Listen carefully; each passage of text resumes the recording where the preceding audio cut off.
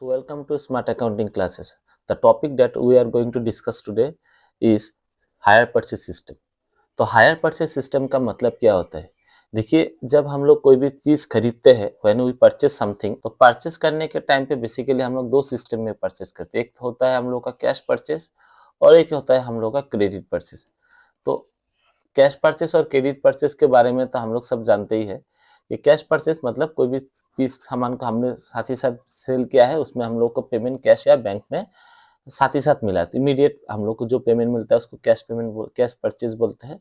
और जो पेमेंट जो हम लोग कोई भी सामान को सेल किया है या हम लोग कोई भी सामान को परचेज किया है और परचेज करने के टाइम उस वो सामान का पैसा हम बाद में दिया है, तो उसको बोलते हैं हम लोग क्रेडिट परचेज। तो देखिए, हायर परचेज सिस्टम क्या होता है। तो पहले तो एक बात क्लियर है, हायर परचेज के सिस्टम में हम लोग प्रैक्टिकल जो भी करेंगे, प्रैक्टिकल हम लोग दो साइड से करेंगे, एक सेलर के साइड से भी करेंगे हम लोग और एक हम लोग परचेजर के साइड से भी करेंगे। सेलर को हायर परचेज सिस्टम में वेंडर किया बोला जाता है और परचेजर को हायर परचेज सिस्टम में हायर परचेजर बोला जाता है। तो लोगों के बीच में, स्टूडेंट के बीच में बहुत सारा कंफ्यूजन है कि हायर परचेज सिस्टम एक्चुअली होता क्या है और इंस्टॉलमेंट परचेज सिस्टम क्या होता है। तो पहले तो हम लोग मीनिंग ऑफ हायर परचेज देखते हैं। देखिए, हायर परचेज सिस्टम में दो आदमी है और दो आदमी के बीच में एक एग्रीमेंट हुआ है, कोई भी सामान मतलब कोई भी एसेट सेलर से लेके परचेजर तक ट्रांसफर हुआ। ये हो गया आपका सेलर। तो सेलर से लेके परचेजर तक ट्रांसफर हुआ कि मानिए कि इस यहाँ पे हम लोग कोई भी कार का एग्जांपल लेते हैं। तो कार, तो सेलर ने परचेजर को कार दिया है, लेकिन ऑनरशिप अभी भी सेलर के पास है। लेकिन ये बहुत इंपॉर्टेंट बात है कि ऑनरशिप अभी भी सेलर के पास है। Means the seller purchase the asset from his side to the purchaser, but the ownership still remains in the hands of the seller. हाँ, and the ownership will get by the purchaser after the last instalment. मतलब जो भी instalment होगा, या 5 साल का instalment पकड़िए, 5 साल में जो भी लास्ट इंस्टॉलमेंट होगा, लास्ट इंस्टॉलमेंट क्लियर करने के बाद ही ये जो गाड़ी का ओनरशिप इसको मिलेगा। तो इसको बोलते हैं hire purchase system. Instalment purchase system में क्या होता है कि सेलर्स जब मतलब सामान जब आपका एसेट ट्रांसफर किया परचेजर को, तो उस टाइम पे परचेजर को इमीडिएट ओनरशिप मिल जाता है। अगर फ्यूचर में किसी कारण से परचेजर ने पेमेंट नहीं किया या परचेजर पेमेंट कर नहीं पा रहा है, तो उस टाइम को सेलर के पास कोई राइट नहीं है। The seller doesn't have any right to take back the asset from the purchaser, whether the seller can file a sue or seller can take any necessary legal steps to get the payment from purchaser। लेकिन hire purchase में क्या होता है कि seller के पास ownership रहता है। तो हायर परचेजर अगर किसी कारण से कोई भी पेमेंट नहीं कर पाता है, तो सेलर उससे अपना जो भी एसेट उन्होंने सेल किया था, तो वो एसेट उससे कलेक्ट कर सकता है। देखिए ना कि एग्जाम्पल में देखो, एग्जाम्पल में देखते हैं, अंडर हायर परचेज सिस्टम में देखते हैं। हायर परचेज सिस्टम में ये जो सेलर है, ये जो वेंडर है, इसके पास एक गाड़ी बिक्री किया था, सेल किया था और उसके साथ उसको डाउन पेमेंट दिया। इमीडिएटली ये परचेजर सेलर को डाउन पेमेंट दिया और इंस्टॉलमेंट वाइज पेमेंट कर रहा है, मतलब पार्ट पेमेंट कर रहा है। एक किसी कारण से कोई भी इंस्टॉलमेंट इसने फेल किया, पेमेंट नहीं किया, तो हायर परचेज जाएगा और उससे अपना जो भी सामान था वो रिटर्न कर लेगा। तो इसको बोलते हैं hire purchase system. Hire purchase system में the seller has immediate right to collect the asset from the purchaser if any instalment fails. Instalment purchase system में क्या होता है? इंस्टॉलमेंट परचेज सिस्टम में ये जो सेलर है और ये जो परचेजर है, इन दोनों के बीच में डील हुआ, डाउन पेमेंट दिया, ये सामान इसको दिया, किसी कारण से इंस्टॉलमेंट पेमेंट कर नहीं पाया, कोई भी इंस्टॉलमेंट इससे फेल हो गया था, तब जाके सेलर इससे अपना सामान रिटर्न नहीं कर पा रहा है, क्योंकि ये इसका ओनरशिप मिल गया इसको। जो भी सामान वो उसने सेल किया था डाउन पेमेंट के साथ साथ ही, when the agreement is sign, immediately the ownership transfer from seller to the purchaser। So in this case, if the purchaser fails to pay any installment, the seller doesn't have any right to take back the goods from the purchaser। But the seller, what the seller can do, the seller can take any necessary legal step to collect the money from the purchaser. वो सामान तो नहीं ले सकते लेकिन कोई भी necessary step लेगा, कोई लीगल एक्शन लेगा जिसके द्वारा सेलर से ये लोग परचेजर से ये पैसा कलेक्ट कर सकता है। तो this is the difference between the hire purchase system and the installment purchase system. Okay, now see the what are the journal entries we should pass. Journal entries, तो हम लोग देखेंगे क्या क्या जर्नल एंट्री पास किया जाता है। जर्नल एंट्रीज, तो जर्नल एंट्रीज हमने जस्ट ही बोला कि हायर परचेज सिस्टम में दो आदमी रहता है, एक होता है आपका सेलर और एक होता है आपका परचेजर, और एक होता है आपका परचेजर। तो दोनों का जर्नल एंट्री हम लोग एक साथ ही देखेंगे कि परचेजर बुक में हम लोग क्या लिखेंगे और सेलर के बुक में हम लोग क्या लिखेंगे। तो फर्स्ट एंट्री देखते हैं, सेलर ने सामान सेल किया था परचेजर के पास, तो यहाँ पे होगा sale of goods, sale of goods. तो देखिए सेल ऑफ गुड्स का क्या एंट्री होता है। सेल ऑफ गुड्स, तो सामान बिक्री किया था, तो एंट्री होगा hire purchaser account debit, hire purchaser account debit, purchaser account debit to hire purchase sales account, to hire purchase sales account. तो यहाँ पे देखिए सामान इसके पास सेल हुआ, तो ये तो रिसीवर हो गया, सामान रिसीव किया तो रिसीवर होने से ये डेबिट हो गया, तो डेबिट होने से रिसीवर होने से डेबिट, और ये सेल किया है तो सेल नॉमिनल में क्रेडिट होता है। और अगर इसी को हम लोग मॉडर्न में समझते हैं तो सेल किया, क्रेडिट में सेल किया ना, तो बाद में पैसा मिलेगा, तो ये हो गया डेटर, मतलब ये हो गया एसेट, एसेट होने से डेबिट, और सेल करने से रेवेन्यू इंक्रीज होता है, तो रेवेन्यू इंक्रीज होने से क्रेडिट। तो अगर ये सेल किया है तो ये क्या करेगा, परचेस करेगा। तो इसका पॉइंट ऑफ व्यू से हम लोग सोचते हैं, हम लोग परचेस किया, अभी हम लोग परचेजर हो गया, तो परचेस किया, हम लोग के पास आया, तो हम लोग लिखेंगे एसेट अकाउंट डेबिट, हम लोग एसेट परचेस किया था, एसेट अकाउंट डेबिट। देखिए यहाँ पे ये जो सेल ऑफ गुड्स होता है और इसके बाद परचेज ऑफ एसेट क्यों होता है, purchase of asset.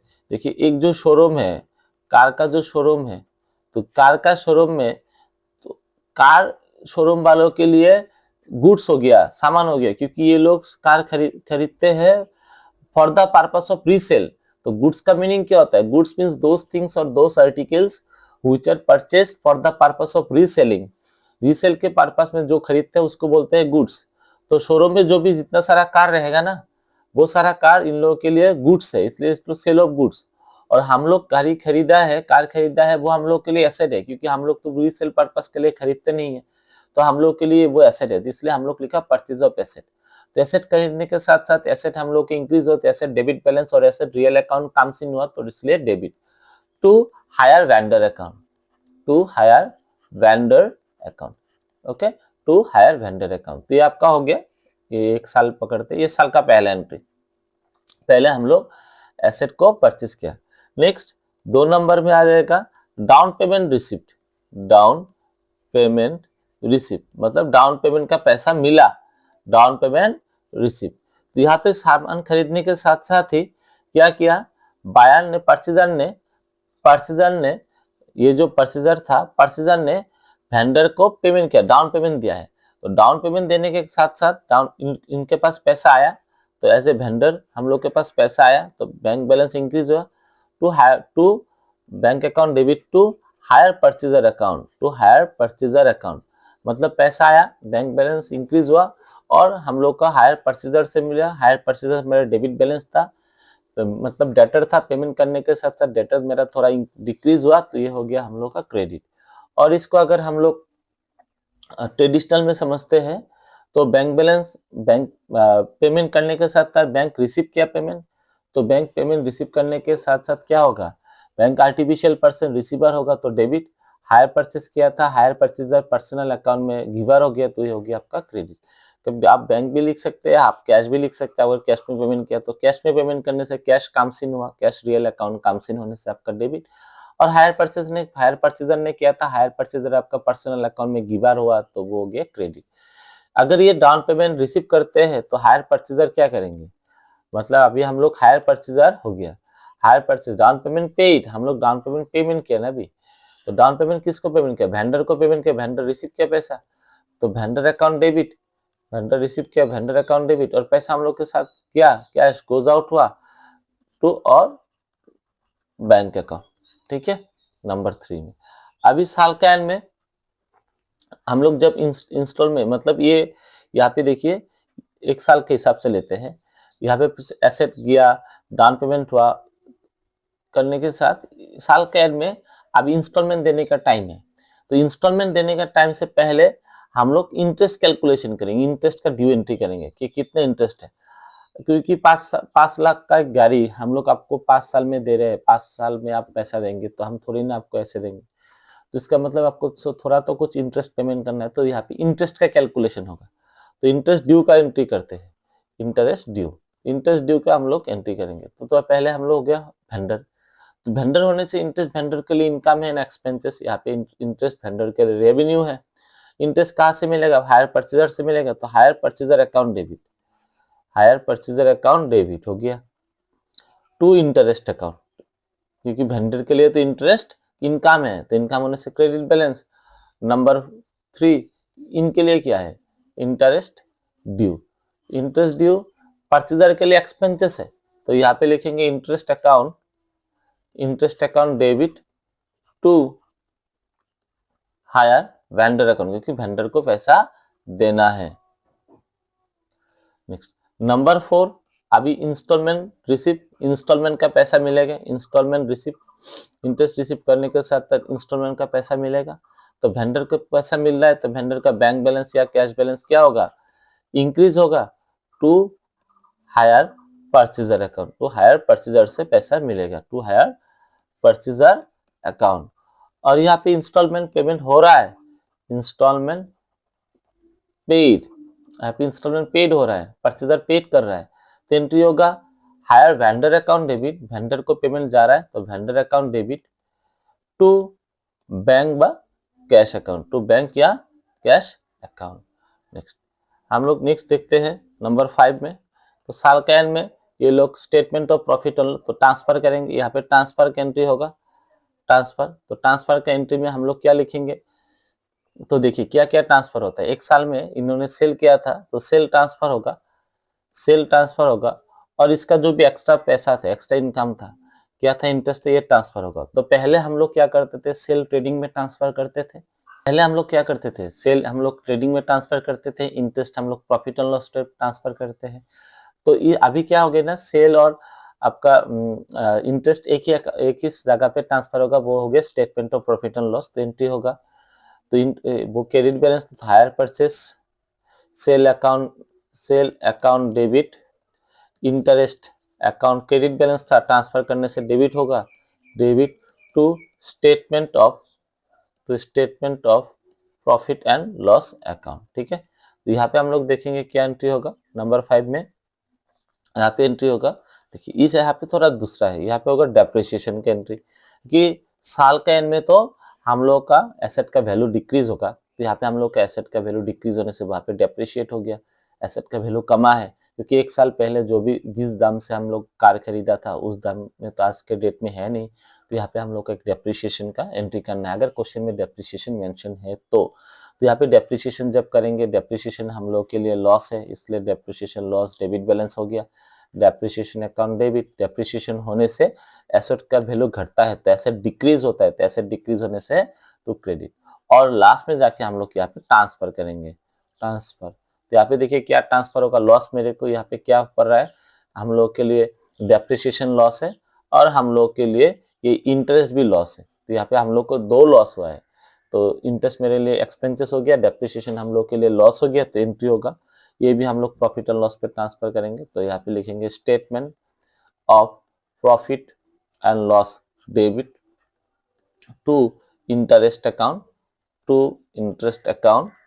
To depreciation account okay, so this is all about the journal entries of hire purchase system. तो हायर परचेस सिस्टम में हम लोग क्या सीखा? हायर परचेस सिस्टम में हम लोग हायर परचेस सिस्टम का मीनिंग, इंस्टॉलमेंट परचेस सिस्टम का मीनिंग, इन दोनों का कंसेप्ट, और हायर परचेस सिस्टम में हम लोग वेंडर के बुक में कैसे जर्नल एंट्रीज करते हैं, और परचेजर के बुक पे हम लोग कैसे जर्नल एंट्री करते हैं। इन और अपकमिंग वीडियो में हम लोग कुछ प्रैक्टिकल देखेंगे। उसके बाद हायर परचेज सिस्टम में रीप्रोसेशन क्या है, कैसे हम लोग रीप्रोसेस करते हैं, मतलब कोई भी हायर परचेजर अगर कोई भी पेमेंट नहीं कर पा रहा है, कोई भी पेमेंट उससे फेल हो रहा है, तो हायर वेंडर जो सामान उसका जो भी एसेट है वो सीज करेगा, वो फिर से ले जाएगा। उस टाइम पे क्या ट्रीटमेंट होता है, इन और upcoming videos will looking for that. So thank you for today.